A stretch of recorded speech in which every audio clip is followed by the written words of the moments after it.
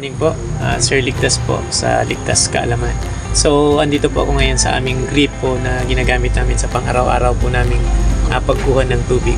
So, alam nyo po ba na ito pong mekanismong ganito ay nakakasira po ng ating kalikasan? Sapagkat ang sabi ng mga eksperto, within 10 to 15 years po, pwede pong masira ang ilalim ng lupa.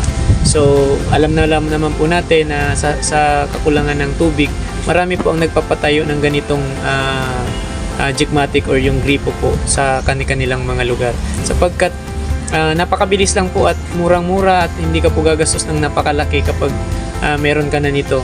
So gagastos ka lang ng medyo malaki kapag nagpapatayo ka pa lang, pero kapag meron ka nang nakuhang tubig, so hindi ka na magbabayad monthly bill kung magpapalagay ka naman sa mga water district or yung mga kumpanya na nagbibigay serbisyo pa tungkol sa tubig. So hindi lang po natin alam na ito po pala ay talagang nakakasira ng ating kalikasan. Kung papansinin po ninyo, kung meron kayong mga ganito, within 10 to 15 years, pwede po siyang mag-create ng pagkasira ng ating kalikasan. Ang isa pong indication dito ay yung pagkamatay ng mga punong kahoy sa palibot po nito o yung sa paligid nito.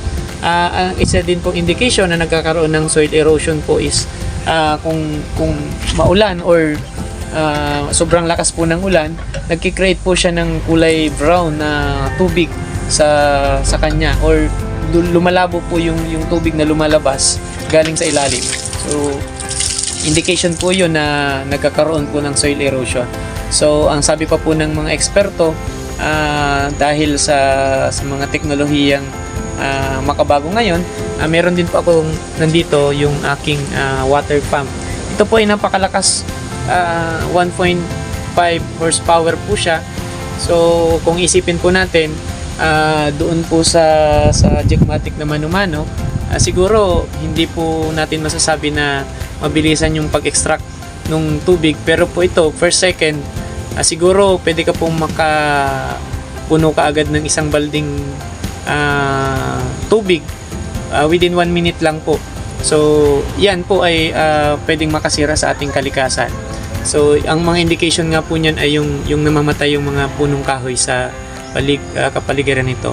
So ang alam ko po, sa panahon natin ngayon, wala pa naman pong regulation pagdating po sa paglalagay ng mga ganitong Jigmatic or yung mga extractor ng tubig galing sa ilalim. So yun lamang po. Salamat.